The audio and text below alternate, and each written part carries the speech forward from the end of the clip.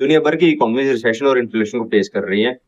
England ने भी rate cut दिखाया। उसके on the other hand Japan ने भी रेट इंक्रीज किए हैं इतने सालों में पहली बार। तो आरबीआई की मॉनेटरी पॉलिसी में भी कुछ ऐसा ही एक्सपेक्टेड था, लेकिन आरबीआई ने उसके अकॉर्डिंगली ना जाते हैं जो स्टेटस को है रेपो रेट पे for the ninth consecutive time maintain रखा है।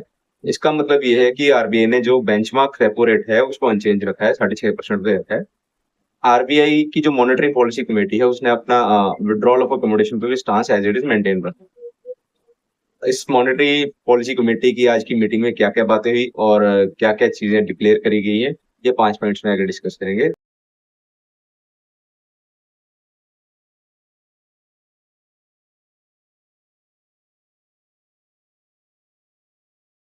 आज सुबह आरबीआई मॉनेटरी कमेटी की तरफ से एक पॉलिसी डिक्लेयर करी गई जो for the ninth consecutive time monetary policy committee ने अपने रेट्स अनचेंज रखे हैं। That means they have maintained the status quo on policy rates. Repo rate 6.5% पे इंटैक्ट है। विड्रॉल ऑफ एकोमोडेशन फैसिलिटी पे जो पॉलिसी स्टैंस है वो एज इट इज ही इंटैक्ट है, जो हाईलाइट करता है सॉलिड इकोनॉमिक ग्रोथ और साइंस ऑफ ईजिंग इन्फ्लेशन पे। एमपीसी ने जो स्टैंडिंग डिपॉजिट फैसिलिटी का रेट है वो भी इंटैक्ट रखा है 6.25% के आसपास। और मार्जिनल स्टैंडिंग फैसिलिटी का जो रेट है और बैंक रेट है वो भी 6.75% पे इंटैक्ट रखे गए हैं। इस वीडियो में आगे मैं डिस्कस करूंगा वो 5 की हाईलाइट्स जो आरबीआई आरबीआई एमपीसी कमेटी ने दिए हैं। सबसे पहला जो की हाईलाइट है वो ये है कि पॉलिसी रेट्स में कोई चेंज नहीं किया गया, स्टैंस में भी कोई चेंज नहीं है। On the expected lines RBI MPC choose to keep the repo rates and policy stance intact in the August policy meet.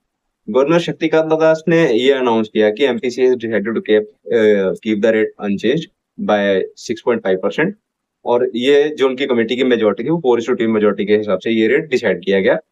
MPC ने ऑल्सो डिसाइड किया है कि जो विड्रॉल ऑफ अकोमोडेशन का स्टैंस है वो भी एज इट इज इंटैक्ट रहेगा, क्योंकि इन्फ्लेशन जो है प्रोग्रेसिवली हमारे टारगेट के साथ अलाइन कर रही है while supporting growth. This was said by Shaktikanta Das. जो की चेंज प्रपोज किया गया वो ये है कि जीडीपी फोरकास्ट अनचेंज है फॉर एफआई 25। आरबीआई ने जो रियल जीडीपी ग्रोथ फोरकास्ट था फॉर एफआई 25 वो 7.2% पे ही रखा है, with quarter one at 7.1, slightly down by the earlier projection of 7.3%। उन्होंने ये बोला कि हमने हल्का सा मॉडरेट किया है growth projection for quarter one of on current year due to updated information on certain high frequency indicators जो ये शो करते हैं कि जो ग्रोथ है वो लोअर है देन एंटिसिपेटेड कॉर्पोरेट प्रॉफिटेबिलिटी। और जो जनरल गवर्नमेंट एक्सपेंडिचर है और कोर इंडस्ट्री आउटपुट है वो भी इट्स लोअर देन एंटिसिपेशंस।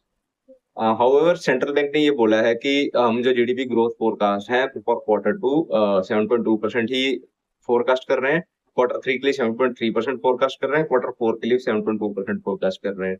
और for F quarter one F 26 it's propose at 7.2%। तीसरा जो की हाईलाइट दिया गया है कोर इन्फ्लेशन तो ईज आउट हो रही है, लेकिन जो फूड इन्फ्लेशन है वो एक बहुत बड़ा कंसर्न है।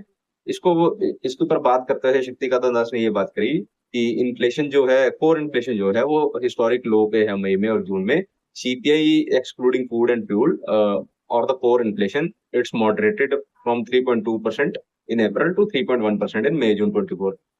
और फूड इन्फ्लेशन जो है जो कि 46% का कंट्रीब्यूशन देती है सीपीआई बास्केट में, वो एक बहुत बड़ा कंसर्न है। Food inflation contributed to more than 75% of headline inflation May and June. This was said by Shaktikanta Das the governor of the RBI. Vegetable prices जो है वो 35% तक का कंट्रीब्यूट करते हैं इन्फ्लेशन में इन जून। गवर्नर दास ने ये भी अंडरस्कोर किया है कि जो हाई फूड प्राइस मोमेंटम है that is likely to continue in July and August itself. However जो फेवरेबल बेस इफेक्ट्स हैं वो इन्फ्लेशन को हेडलाइन पुश दे सकते हैं डाउनवर्ड्स की तरफ इन अगस्त इटसेल्फ। और इसके साथ और कॉम्प्लीमेंट्री उन्होंने रीजन ये दिया कि जो साउथ वेस्ट मानसून में पिकअप देखने को मिला है वो एक हेल्दी प्रोग्रेस है जो फसलें उगाने में और फसलों को इस टाइम शो करने में हेल्प करेगा और इन्फ्लेशन फ्रंट पे कुछ रिलीफ देगा इंडिया को। एमपीसी ने जो सीपीआई बेस्ड इन्फ्लेशन प्रोजेक्शन है फॉर एफआई 25 को 4.5% पे ही रखी है। हाउएवर देयर कुछ चेंजेस हैं इन्फ्लेशन फोरकास्ट में अक्रॉस डिफरेंट क्वार्टर्स। जैसे कि क्वार्टर टू एफआई 25 में फोरकास्ट पहले 4.4% था, अभी वो 3.8% दे दिया गया है। क्वार्टर थ्री फोरकास्ट अभी 4.7% कर दिया गया है जो पहले 4.6% था। Q4 के लिए जो फोरकास्ट था वो 4.3% कर दिया गया, जो पहले 4.5% था। और ओवरऑल Q1 FY26 के लिए जो CPI बेस्ड इन्फ्लेशन प्रोजेक्शन का फोरकास्ट है वो 4.4% है। उनका कहना ये था कि headline inflation is moderating, but जो उसकी पेस है वो स्लो है और थोड़ी अनइवन है। तो ये एक बहुत बड़ा कंसर्न है देखने के लिए। इसके अलावा जो तीसरा की हाईलाइट था एमपीसी मीटिंग का, वो ये था कि ये जो डिजिटल लैंडिंग एप्स है उसको लेके पब्लिक रिपोजिटरी बनाने की प्लानिंग हो रही है। RBI planning to develop a digital lending ecosystem, और जो अनऑथराइज्ड डिजिटल लैंडिंग एप्स हैं जो लोगों के साथ स्कैम्स भी करते हैं, उस इशू को टैकल करने की बात भी करी गई है। आरबीआई ने ये प्रपोज किया है कि हम एक पब्लिक रिपोजिटरी लेके आएंगे ऑफ डिजिटल लैंडिंग एप्स, जो उनकी रेगुलेटेड एंटिटीज की तरफ से डिप्लॉय करी गई होंगी। इस पे उन्होंने आगे बोलते ये भी कहा कि रेगुलेटेड एंटिटीज हैं वो रिपोर्ट करेंगी और इंफॉर्मेशन अपडेट करेंगी about their digital lending apps in the repository. और इस मेजर से कंज्यूमर को हेल्प मिलेगी कि उनको ये फर्क पता चलेगा कि डिजिटल लैंडिंग एप्स में ऑथराइज्ड कौन सी है और अनऑथराइज्ड कौन सी है। और सबसे जो मेजर चीज उन्होंने इस बार डिक्लेयर करी कि वो चेक क्लियरिंग प्रोसेस को थोड़ा फास्टिंग करने की बात कर रहे हैं। एट प्रेजेंट चेक अगर क्लियरिंग के थ्रू लगता है तो उसको एक क्लियरिंग साइकिल फॉलो करना पड़ता है, जो यूजुअली 2 दिन का होता है।